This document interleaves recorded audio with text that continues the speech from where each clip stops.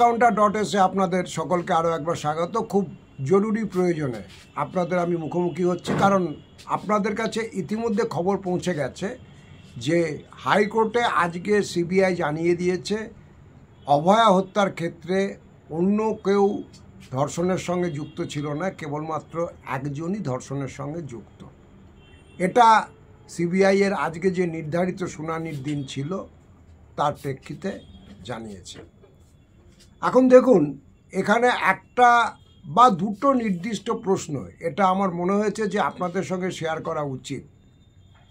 CBI বলছে যে এই ধর্ষণে একজনই ছিল, তার কারণ হচ্ছে যে কেবলমাত্র একজনেরই ডিএনএ ওখান থেকে পাওয়া গেছে। এখন ধর্ষণ ফিজিক্যালি যদি একজন করে থাকে, তার সঙ্গে ডিএনএ না পাওয়া গেলেও আরও অন্য সহযোগীরা ছিল না, এটা কিন্তু প্রমাণিত হয় না। আর দ্বিতীয় কথা হচ্ছে, এখানে কারুরই কিন্তু মৃতার যে স্ত্রী অঙ্গ, সেখানে কারুরই কিন্তু বীর্য সে অর্থে পাওয়া যায়নি।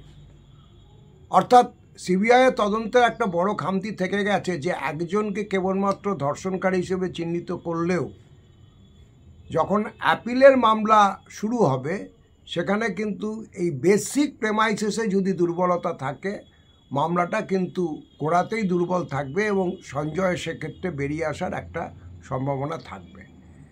এটা তো সঞ্জয়ের পার্টে বক্তব্য।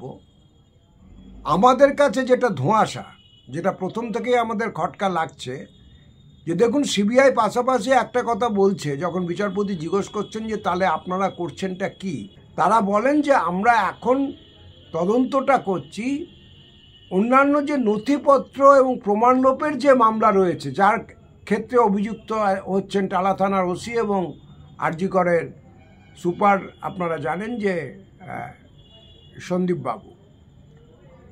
এখন প্রশ্ন হচ্ছে, যেটা সঞ্জয় যদি একা দোষী হয় এবং তার যে বয়ানটা এখন অবধি কেসে সামনে এসেছে, অর্থাৎ যে বিভিন্ন জায়গায় প্রত্যাখ্যাত হয়ে আচমকা সে আরজিকরে চলে আসে এবং এরকম একটা ঘটনা ঘটায়, তাহলে দেখুন একটা খুব সহজ প্রশ্ন, সেক্ষেত্রে সঞ্জয়কে, যিনি আরজিকর হাসপাতালেরও কেউ না, স্টাফ না, একজন বাইরের সিভিক পুলিশ মাত্র, সঞ্জয়ের দ্বারা ঘটানো কোনো অপরাধ আড়াল করবার জন্য তাহলে এরা এত তৎপর হবে কেন?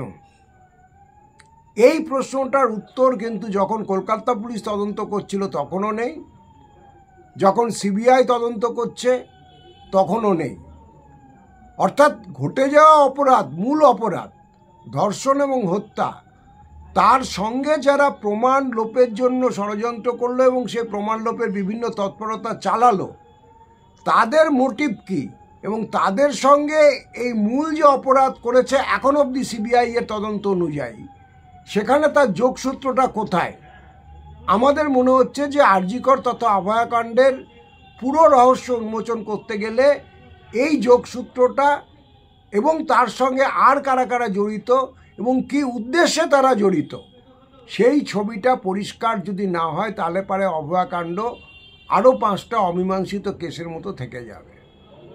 আর আমরা সবশেষে আর একটা কথা আরও একবার মনে করাবো, শিয়ালদার আদালত, যে নিম্ন আদালত যখন তাদের রায় দিয়েছে, সেখানে তাদের রায়ে তারা একটা কথা পরিষ্কার বলেছে, সিবিআই নতুন করে কোনো তদন্ত করেনি। আমি আবারও বলছি, এই জায়গাটা খুব গুরুত্বপূর্ণ, কারণ হাইকোর্ট সিবিআইকে বলেছিল নতুন করে তদন্ত করে ঘটনার রহস্য সমাধানের জন্য। নিম্ন আদালত তার রায়ে পরিষ্কার বলেছে যে সিবিআই নতুন করে কোনো তদন্ত করেনি, কলকাতা পুলিশের তদন্ত করা তথ্য, নথি এবং সাক্ষ্যের উপর দাঁড়িয়েই তারা তদন্ত চালিয়ে গেছেন। এখানেও আমার মনে হচ্ছে যে একটা বড় গ্যাপ রয়ে গেছে, যে সিবিআই কেন নতুন করে বিশদে তদন্ত করলো না। এটা আমি বলছি না, এটা মাননীয় বিচারকের অবজারভেশন, এবং সেই জায়গাটা একটা বড় প্রশ্নচিহ্ন ক্রমশ বড় হচ্ছে, বিশেষ করে যতক্ষণ না পর্যন্ত আমরা উত্তর পাচ্ছি যে একজন লোক আচমকা আরজিকরের একজন কর্তব্যরত জুনিয়র ডাক্তারকে ধর্ষণ এবং হত্যা করে বেরিয়ে চলে গেল, তারপরে প্রভাবশালী কিছু লোক আচমকা তার তথ্য প্রমাণ লোপাট করার জন্য তৎপরতা শুরু করলো। এই দুটো অপরাধের মধ্যে যোগসূত্র কোথায়? যারা তথ্য প্রমাণ লোপাটের জন্য তৎপরতা চালালো তাদের ইন্টারেস্টটা কোথায়? আর কেন সিবিআই হাইকোর্টের নির্দেশ সত্ত্বেও পুরো তদন্তটা নতুন করে তুলল না? অভয়ার বিচার যারা চাইছেন আমরা আশা করব তারাও এই দুটো প্রশ্ন নিয়ে আর একবার ভাববেন। দ্য নিউজ কাউন্টার .s এখন এই পর্যন্ত। দেখা হবে পরবর্তী এপিসোডে। সকলে ভালো থাকবেন।